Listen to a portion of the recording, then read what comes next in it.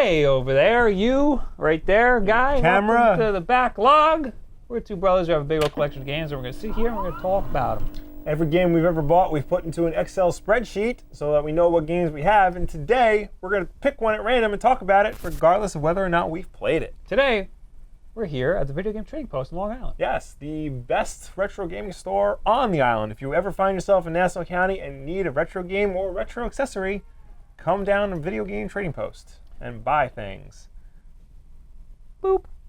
$3.58. $3.58. And that would be Marvel vs. Capcom 2 for the PlayStation 2. This is one of our most sought after, I would say, games. Yes. It is rare. It's very rare. It's a rare one. Yes. It is a really freaking good game. Oh too. my god, it is it. One of the best fighting games. Absolutely. Oh my god. So what do we have? What is this for? PlayStation 2? I think we also have it for 360 when they re-released it. I think we have it for Dreamcast. We don't have this for Dreamcast. Dreamcast is the rare one. I mean, well, it's also rare for... It's rare on everything. Oh, Yeah. Yeah. Thank you, Tim. Yeah, no, it's rare on everything. I think the Dreamcast is the rarest one. The Dreamcast is also the best version because it's a straight arcade port. Whereas the PS2 and the original Xbox version are like slightly different. Okay. But we have the PS2 version. I know we have it for the original Xbox. If we had it for Dreamcast, we would have never bought it on any other system because that's like... Well, no, we would have because it's just for the collection. That's true. We only have this for the collection.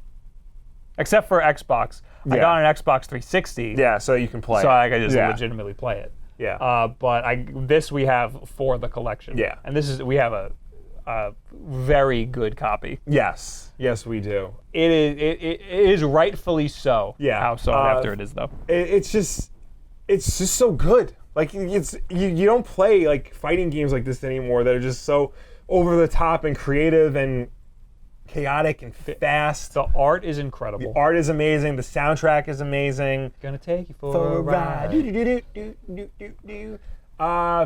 did this really cool thing where like the background was full 3D, but like the character animation, it wasn't hand drawn. It was sprites, but like it was so fluid and fast. It looked hand drawn in a way.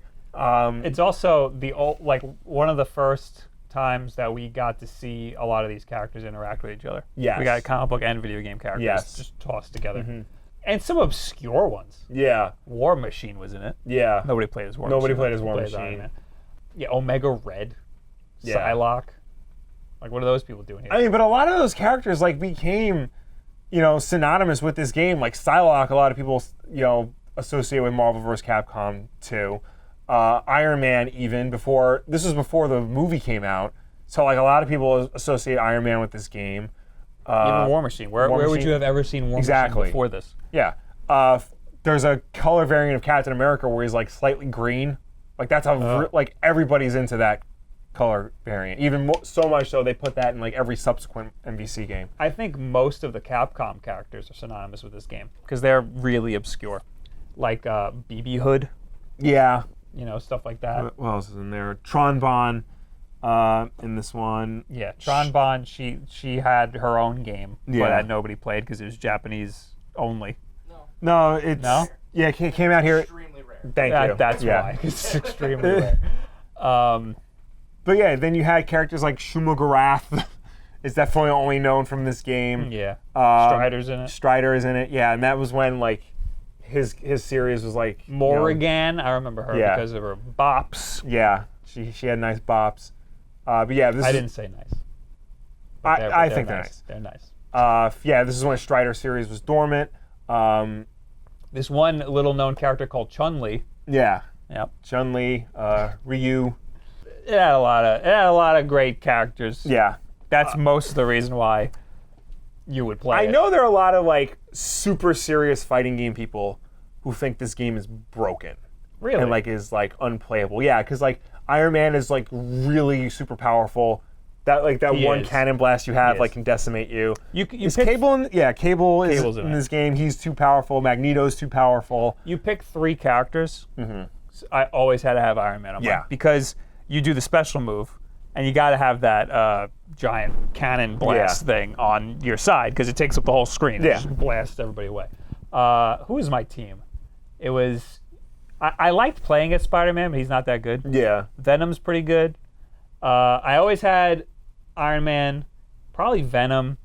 I liked having Jill Valentine on my team because she had that one move where like you can just send a horde of zombies after people. Oh, Mega Man. Yeah. Mega Man.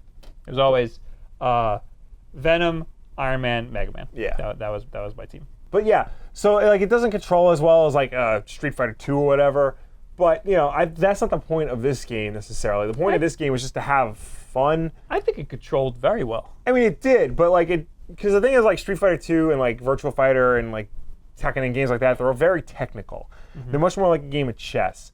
This Marvel vs. Capcom, I would argue, is like a game of checkers where every time you move, you slap the guy in the face across.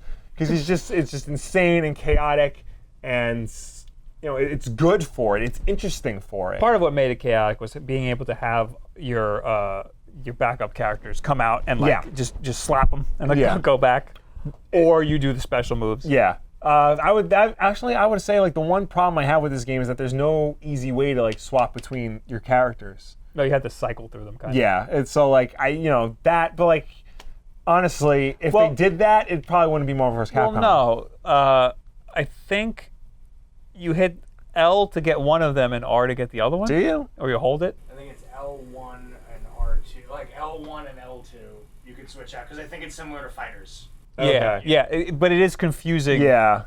Unless you know what you're doing. Right. When you try, like, because when we didn't know what we were doing, Yeah. obviously, when we first started playing it, or when we first played it for a while. I didn't learn this until like the Xbox 360 version when I actually tried to play online against people. Yeah, don't do that. Yeah, you can. Then it becomes more clear how to swap people out. If you want one of the characters, you'll be able to swap them out, and that's how you juggle between your different life bars. Yeah. Because otherwise you'd just be killing one character, having the other one come out, killing him. Yeah. So there's a little bit of strategy to it. I forgot that they actually ported this game to the iPhone. Ah. And I had it on the iPhone. I thought that was just Street Fighter. It was Street Fighter, but then they also did Marvel vs. Capcom 2. And if I remember correctly, it was a fairly good port. The problem is you're playing with no buttons. Yeah. The Street Fighter one worked fine with The Street Fighter one, yeah, but Marvel vs. Capcom is way too chaotic to not have buttons. True. Also, you had to unlock everybody. And there's a lot of people to unlock. Are a lot of people. And it's really difficult to unlock everybody. The best thing about the 360 version is you had everybody from the start. There's 56 playable characters. Yeah. And the 360 and PS3 version, they just gave them to you from the beginning. There was no unlockable characters in those? Yeah, no, they just gave you everyone. The game also has just 3 original characters. Oh, there's original characters. I didn't know this. I think Shuma Gorath. Mingo, a cactus-like creature. Remember him? Yeah.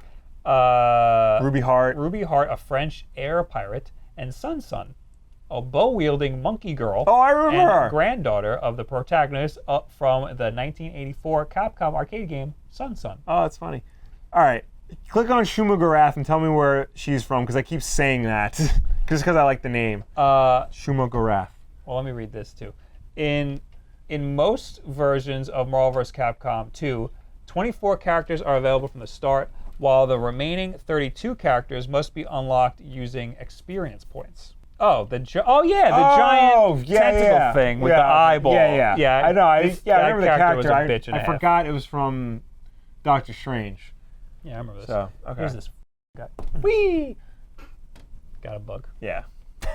Marvel vs. Capcom 3 was also good, but not great. Not great, but I liked it a lot. Yeah, it was fine. The problem is immediately after that they came out with Ultimate Marvel vs. Capcom 3. It was like Super Street Fighter 2. Oh yes, I remember that. Yeah. I stopped there. Yeah. Stopped right there. And then there was Marvel vs. Capcom Infinite, which is technically the fourth one, which is not good. Not good. No. Yeah. No. Well, I never even played it because everybody talked about how not good it was, so I didn't even bother. But I like these games. I like going through the campaign of these games with each character. Oh yeah, this is great because like you can like mix and match them, and the end screen where like they tell you the what happens after you beat the game. Like the epilogue is like always really wacky. Yeah, I'm and stuff. into that stuff, Yeah. and I enjoy that with 3 also. Yeah. Also, it's every character plays vastly differently, so it has a lot of variety. Yes. This is an amazing game. Yes. One of the best fighting games. Period. Absolutely. Definitely play it if you can. I don't think it's available digitally anymore. Ooh, that would suck. Yeah.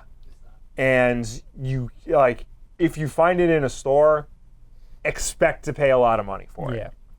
So only get it if it's easy for you to get. Yes. Unless you are a collector and you Yes. can get a good deal. Or if you already own it, then you're one of the lucky ones. Yeah. And there's also the older one, the first one. There's Capcom. the original Marvel vs. Capcom. Then there's X-Men vs. Street Fighter, Yeah. which is before that. Yeah. Isn't there another one? I think there's Marvel Heroes versus Street Fighter. Yeah. But yeah, this one's the best one out of all. Yes. Marvel vs. Capcom 2. Yes.